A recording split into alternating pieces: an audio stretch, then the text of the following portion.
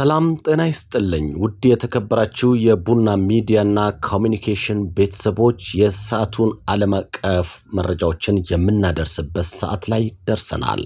ከኛ ጋር ከቆያችሁ የዩናይትድ ስቴትስ የገንዘብ ሚኒስትር የኢራን መንግስት በህገወጥ መንገድ ለሚያካሂደው የነዳጅ ንግድ ሽፋን ይሰጣሉ ባላቸው 8 ተቋማትና 9 መርከቦች ላይ አዲስ ማዕቀብ መጣሉ ተሰምቷል የሚሉ ዜናዎችንም ይዘናል። የብሪታንያ ልዑል ሃሪ ፕሬዝዳንት ዶናልድ ትራምፕ በአፍጋኒስታን ጦርነት ወቅት የኔቶ አጋር ሀገራት በጦር ግንባር የነበራቸው ሚና አጣጥሎ ለሰጡት አስተያየት ጠንካራ ምላሽን በተመለከተም ይዘናል። ከኛ ጋር ከቆያችሁ ይህንና ሌሎች መረጃዎችን ትሰሙታላችሁ። መልካም ቆይታ።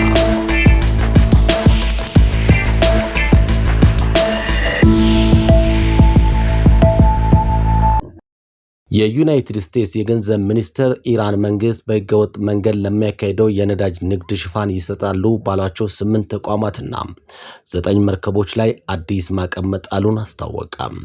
የውጭ ጉዳይ መስሪያ ቤት ተቀዳሚ ምክትል ቃል አቀባይ በሰጡት መግለጫ የአሜሪካ መንግስት ይህንን እርምጃ የወሰደው ኢራን መንግስት ህዝቡን ለመጨቆን የሚጠቀምበትን የገንዘብ ምንጭ ለማድረቅ ነው ተብሏል። የማዕቀቡ ዝርዝርና ምክንያቶች በማዕቀቡ የተመቱት አካላት የኢራን የጥላ መርከቦች አካል ሲሆኑ በ100 ሚሊዮን ዶላሮች የሚገመት የኢራን ነዳጅና የተፈጥሮ ጋዝ ምርቶች በህገወጥ መንገድ በማጓጓዝ ለመንግስት የገቢ ምንጭ ሆኗል ተብሏል። አሜሪካ እንደምትለው የኢራን ህዝብ በመንግስት ኢኮኖሚ አስተዳደር ውድቀት ምክንያት በከፍተኛ የዋጋ ግሽበት፣ በመሰረተ ልማት መፍረስ እንዲሁም በውሃና መብራት እጥረት እየተሰቃየ ተቃውሞን እያሰማ ይገኛል። ይሁን እንጂ የኢራን መንግስት የህዝቡን መሰረታዊ ፍላጎት ከማሟላት ይልቅ ከነዳጅ የሚገኘውን ገቢ ለውጭ ተላላኪዎችና ለሚሳኤል ፕሮግራም ግንባታ እያዋለ መሆኑን መግለጫው ጠቅሷል። ቀጣይ እርምጃ ይህ አዲስ ማዕቀብ ኢራን በተጭበረበረ እና ግልጸኝነት በጎደለው መንገድ የምታደርገውን የነዳጅ ንግድ የበለጠ እንደሚገድበው ታምኖበታል።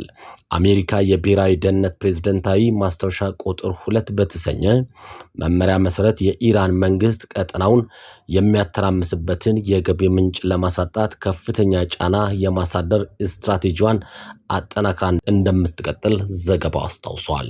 የብሪታንያ ልዑል ሃሪ ፕሬዝዳንት ዶናልድ ትራምፕ በአፍጋኒስታን ጦርነት ወቅት የኔቶ አጋር ሀገራት በጦር ግንባር የነበራቸው ሚና አጣጥሎ ለሰጡት አስተያየት ጠንካራ ምላሽ ሰጡ።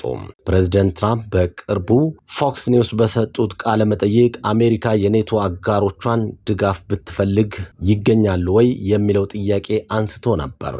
ትራምፕ አክሎም ወታደሮቻቸውን ወደ አፍጋኒስታን ልከናል ይላሉ።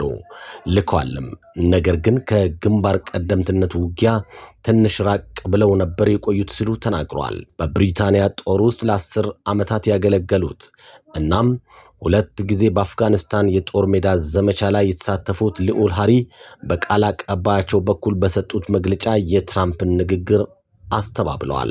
እንደ አውሮፓን አቆጣጠር በ2001 የሴፕቴምበር 11 ጥቃትን ተከትሎም ኔቶ በታሪክ ለመጀመሪያ ጊዜና ለመጨረሻ ጊዜ አንቀጽ 5ን ተግባራዊ ሲያደርግ ሁሉም አጋር ሀገራት ከአሜሪካ ጎን ለመቆም ግዴታ ነበረባቸው።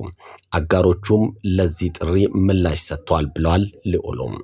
አክሎም እኔ እዛ አገልግያለሁ፣ የዕድሜ ልክ ጓደኞችን አፍርቻለሁ፣ ጓደኞችንም በዛ ጦርነት አጥቻለሁ።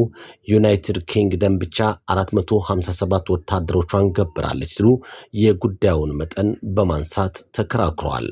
ልዑል ሃሪ በሺዎች የሚቆጠሩ ህይወታቸውን ተቀይረዋል። ወላጆች ልጆቻቸውን ቀብረዋል።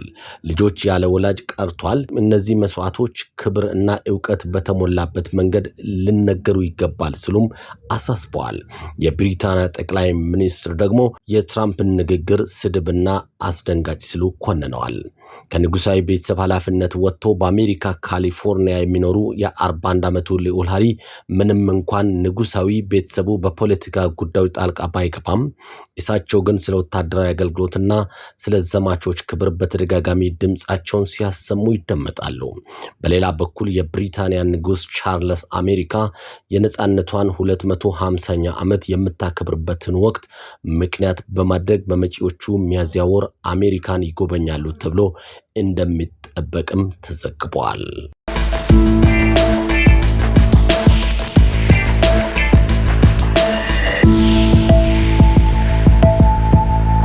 አሜሪካ ዩክሬንና ሩሲያ ለመጀመሪያ ጊዜ የሶስትዮሽ የሰላም ድርድር አካሄዱ። ከአሜሪካ ዩክሬንና ሩሲያ የተውጣጡ ተደራዳሪዎች በሩሲያ ዩክሬን ጦርነት ዙሪያ ለመጀመሪያ ጊዜ የሶስትዮሽ የሰላም ድርድራቸውን በተባበሩት አረብ ኤሚሬቶች አቡዳቢ በትላንት ዕለት ጀምረዋል። የሀገራቱ የመጀመሪያ ቀናቶች ድርድር በአሜሪካ ፕሬዝዳንት ዶናልድ ትራምፕ ወደ 4 ዓመታት የዘለቀው ጦርነትን ለማስቆም ባቀዱት እቅድ ላይ ያጠነጠነ ነው ተብለዋል። አሜሪካ በመጀመሪያ በኪየቭ እና በምዕራብ አውሮፓ ለሩሲያ መስመር ቅርብ ነው በሚል ከፍተኛ ትችት የሚሰነዘርበትን ግጭት ለማስቆም እቅድ ነድፋለች። ይዘቱንም እቅዱ በሞስኮ ተተችቷል። የአሜሪካ ባለስልጣናት በትላንትናው ዕለት የተደረገው ድርድር ውጤታማ እንደነበር ገልጾ ምክክሩ ዛሬም እንደሚቀጥል ተናግረዋል። የተባበሩት አረብ ኤሚሬቶች የውጭ ጉዳይ ሚኒስትር ቀደም ሲል በሰጠው መግለጫ ውይይቶቹ ለ2 ቀናት ሊቆዩ የታቀዱ መሆናቸውን ጠቅሶ ድርድሩ ለችግሩ ፖለቲካዊ መፍትሄዎችን ለመለየት የሚደረጉ ቀጣይ ጥረቶች አካል ነው ተብሏል። ዘገባው የቢቢሲ ነው። ሰላምና ጤናን በያላችሁበት ተመኘው። የዓለም አቀፍ ወሬዎቻችን ይህን ይመስላሉ። አማኑኤል ነበርኩ። ጤና ይስጥልኝ።